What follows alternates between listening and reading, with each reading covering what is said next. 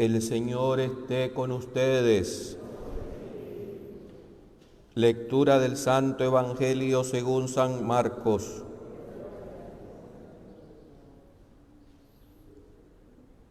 En aquel tiempo, cuando salía Jesús al camino, se le acercó un hombre, se arrodilló ante él y le preguntó: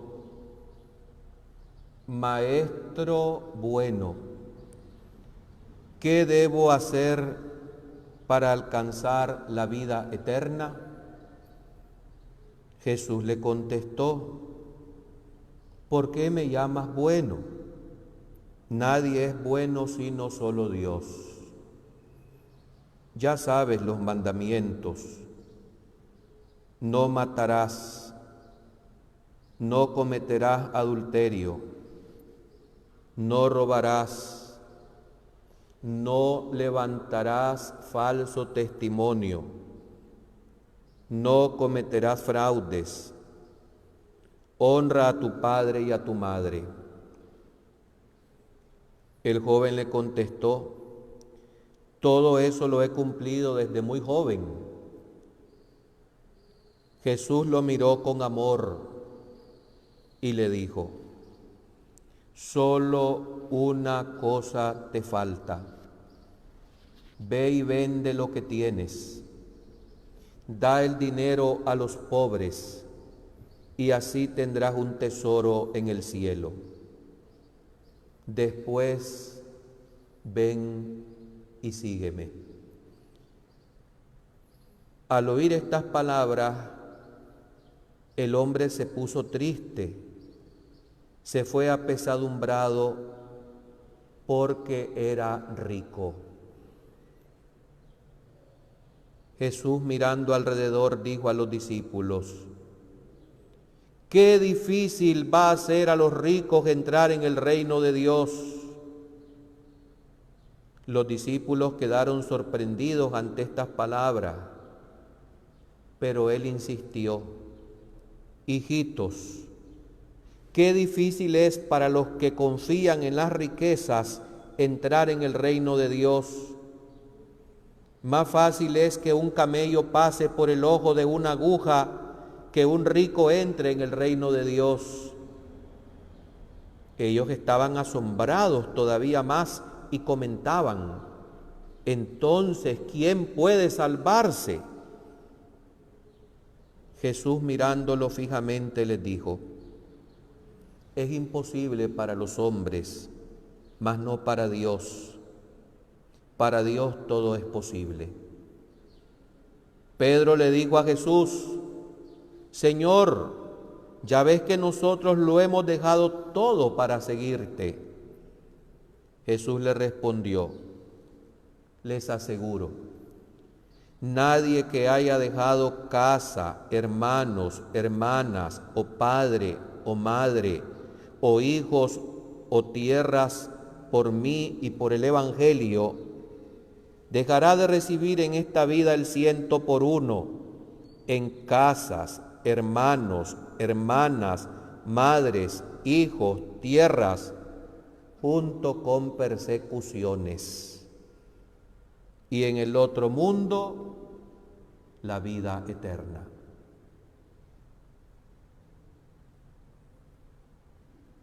Palabra del Señor.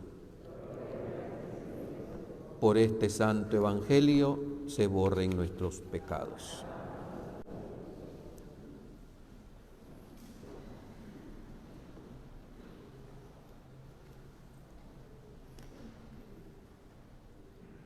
Este domingo se nos ha puesto a la consideración un tema que solamente lo vamos a poder discernir bajo la luz de aquel que es la misma sabiduría. Porque la temática se refiere a la escala de valores que existe en nuestra estructura mental. Ojalá tengamos estructura mental. Esa escala de valores se va fraguando, se va esculpiendo, se va edificando, dependiendo de varias cosas o situaciones. La primera de ellas es la familia. En la familia uno aprende lo que es bueno y lo que es malo. En la familia uno aprende a dirigirse al valor supremo, que es Dios. En esa misma familia nosotros vamos aprendiendo todo. Ahí se ponen las bases. Ahí se fragua lo que es las piedras principales donde se levantará la vida. Los buenos modales, la educación básica, pero sobre todo aprendemos a amar a Dios, a buscar a Dios, a alabar a Dios. Esta es la temática de este domingo, que se refiere a la sabiduría. Y para adentrarnos en la temática se nos ha propuesto la primera lectura de hoy, justamente de uno de esos libros sapienciales del Viejo Testamento. Libros que, según la tradición y los escrituristas, son un legado, un testamento de aquel rey que en la historia de Israel supo pedir lo conveniente a Dios, Salomón. Efectivamente, el rey Salomón agradó a Dios con sus ruegos, con su petición. Allá en el primer libro de los Reyes, en el capítulo 3, verso 7, se nos cuenta que Dios le dijo a Salomón: pídeme lo que quieras que te lo concederé. Y Salomón pidió sabiduría. Y como esto agradó a Dios, dice ese texto sagrado, Dios le prometió que le iba a dar todo lo demás. Efectivamente, la Sagrada Escritura reconoce en ese rey que atinó en su petición a Dios. No pidió riqueza, no pidió poder, no pidió banalidades, pidió sabiduría. ¿Quién es el sabio en el Antiguo Testamento? El Antiguo Testamento nos refiere entre sus líneas que el hombre sabio es el hombre hábil en sus obras. Es el hombre hábil en sus manualidades, en sus decisiones, en su intelecto. ¿Quién es el hombre sabio en el Antiguo Testamento? Aquel que se abre a los demás, aquel que sabe vivir en sociedad y que considera ese vivir junto a los demás como un regalo de Dios. ¿Quién es el hombre sabio en el Antiguo Testamento? Aquel que sabe que todo lo recibe de lo alto, que todo le llega de Dios. Podemos nosotros también seguir lanzando esta misma interrogante para respondernos quién es el hombre sabio o la sabiduría en el Nuevo Testamento. Y la respuesta no se hace esperar. La sabiduría es la gracia. Cuando hablamos de gracia, hablamos de don. Y esa gracia y ese don que viene de lo alto, que nos hace amigos de Dios y que habita en las almas santas, es el Espíritu Santo. La sabiduría encarnada es Jesucristo.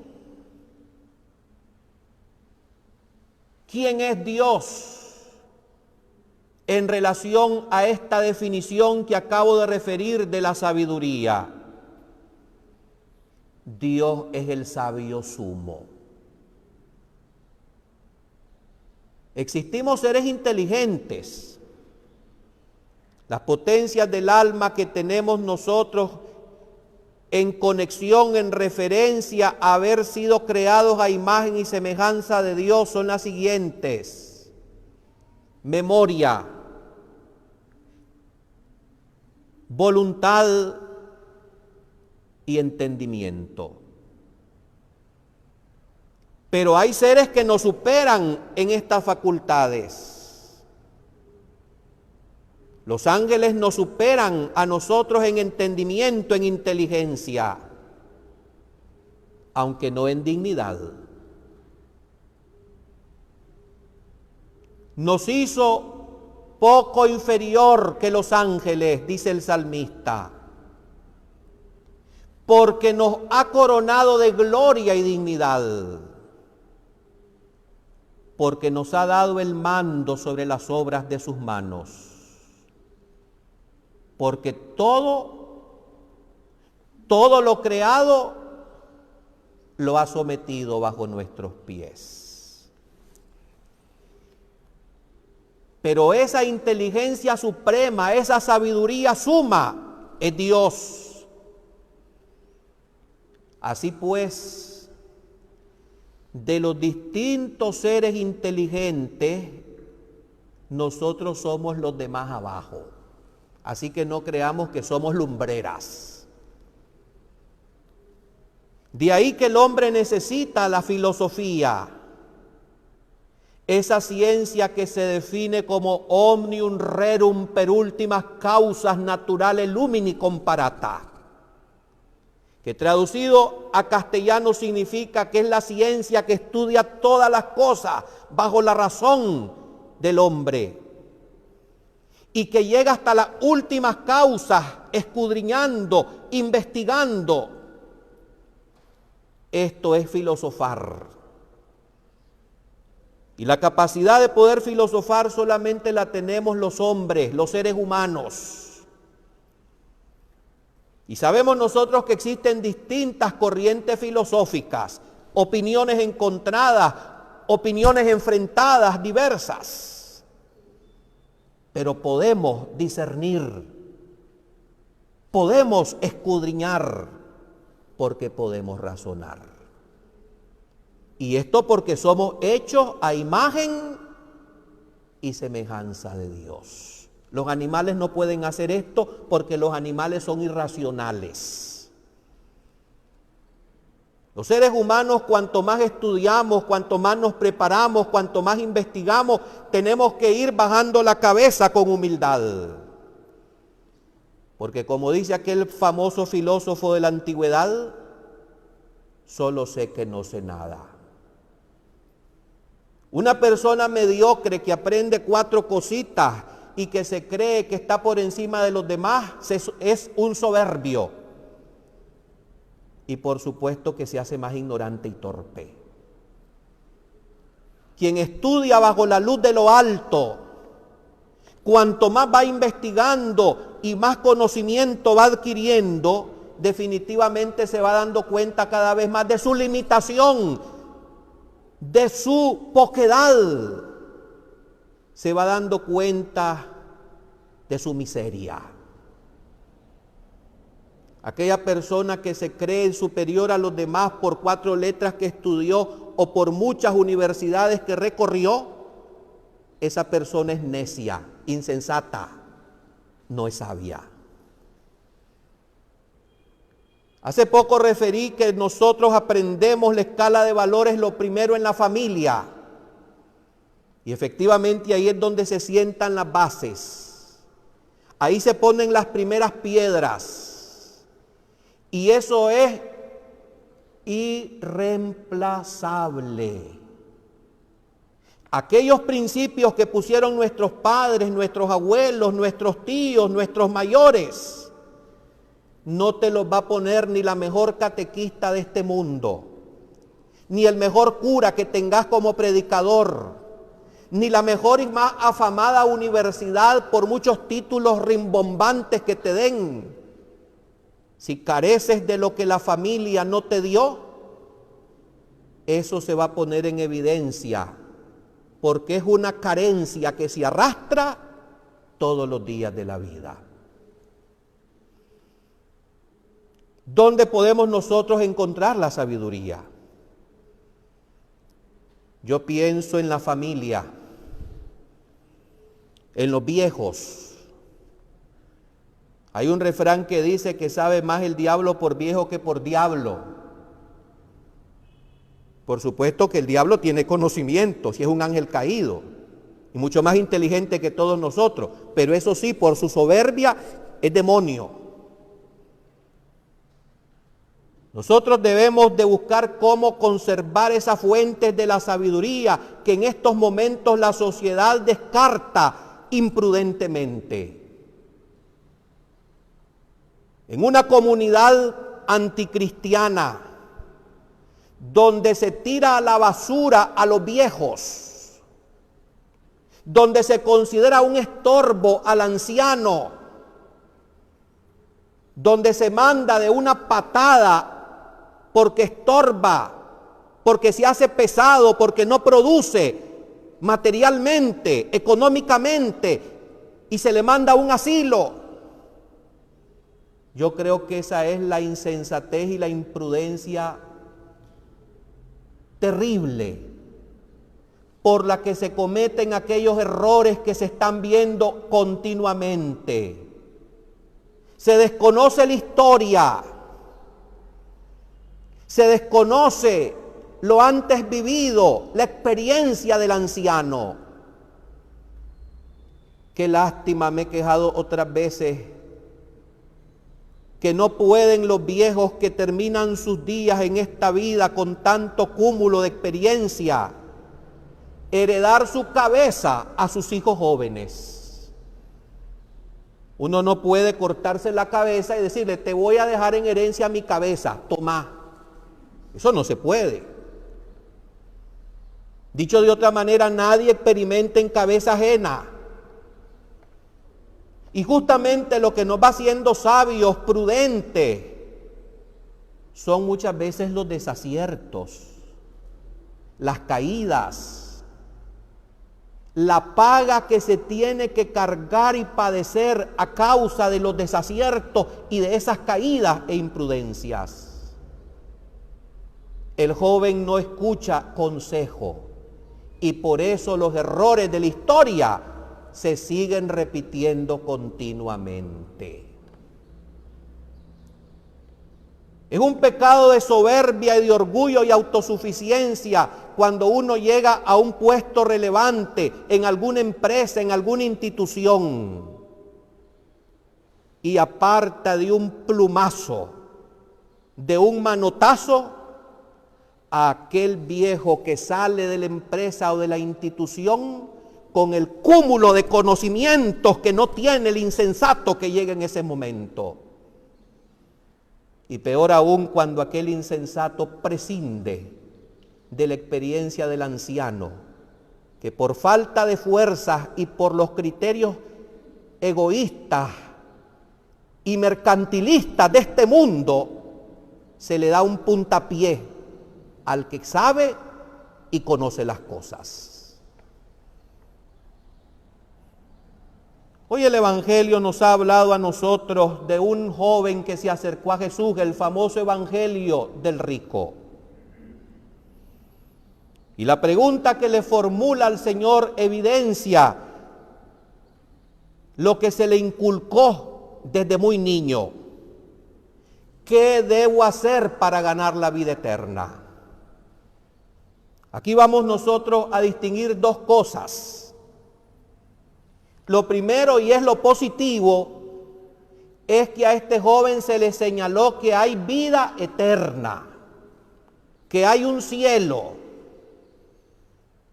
Una tragedia contemporánea es que muchos no creen que hay vida después de la muerte.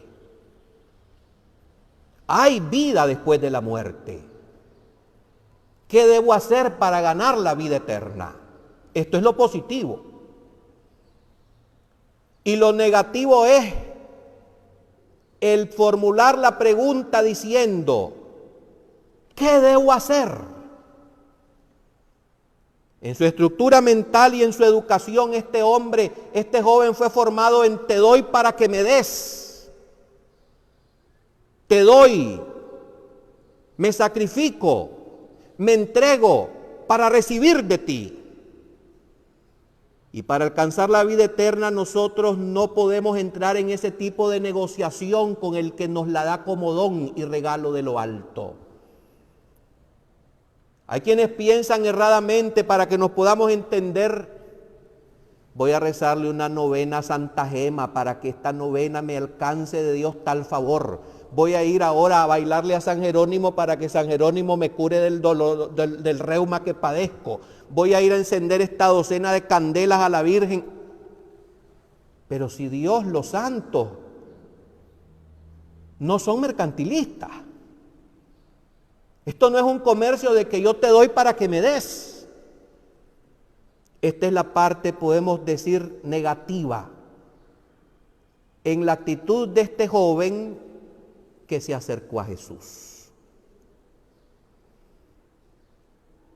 Hay también otro elemento interesante, y es que Jesús le dice la verdad, porque todo lo sabe y todo lo ve por ser Dios, a este joven. Cumple los mandamientos, y comienza a enumerarle algunos. Yo creo que plantarse ante Jesús y decirle como este joven, Señor, todo eso lo he cumplido desde que soy un niño. Hay que tener valentía para esto. Ese joven no mintió en ese momento, dijo verdad. Porque Jesús no le desmiente, ya que sabe que realmente aquel joven es buena gente. Ha cumplido los mandamientos de Dios. Pero no basta con eso. Nosotros estamos llamados a un superávit ascendit, a un ir ascendiendo, superándonos en la espiritualidad. Nunca podemos decir que ya alcancé la conversión en plenitud. Sería arrogancia, insensatez y necedad. El sabio sabe perfectamente que uno no deja de aprender nunca. ¿Cuándo voy a dejar yo de adquirir lecciones? Hasta que me muera.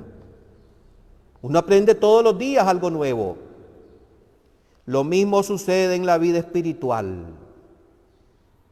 Y algo que nos impide ir avanzando en ese crecimiento son las riquezas de este mundo. Podemos preguntarnos, ¿qué es lo que me impide a mí ir creciendo cada día en justicia y santidad?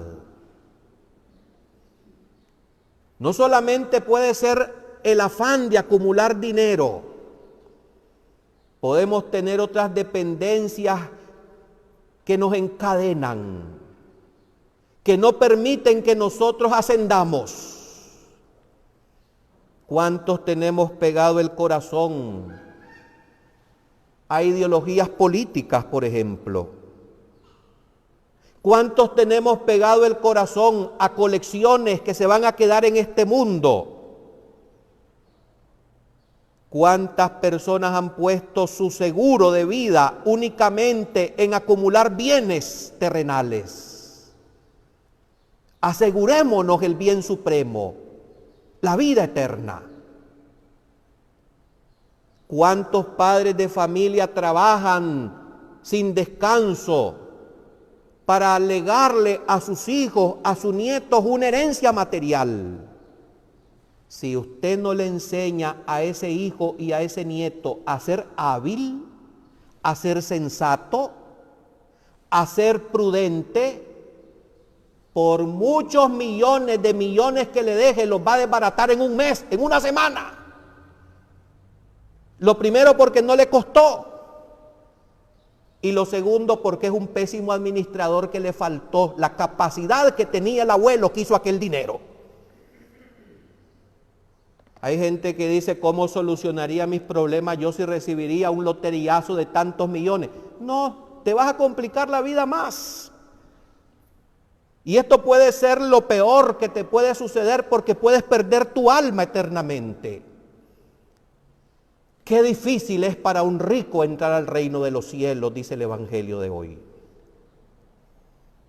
No puedo ir terminando esta meditación sin referir lo siguiente. ¿Acaso una persona solo por ser rica se condena? No. Yo en mis más de 50 años de vida he conocido ricos generosos. Ricos que no tienen puesto su corazón sobre sus bienes, sino que los administran hábilmente compartiendo de lo que han recibido. Así como conozco pobres que viven ambicionando lo que no tienen y envidiando al que tiene. No es la riqueza en sí buena o mala, sino lo que existe en el corazón.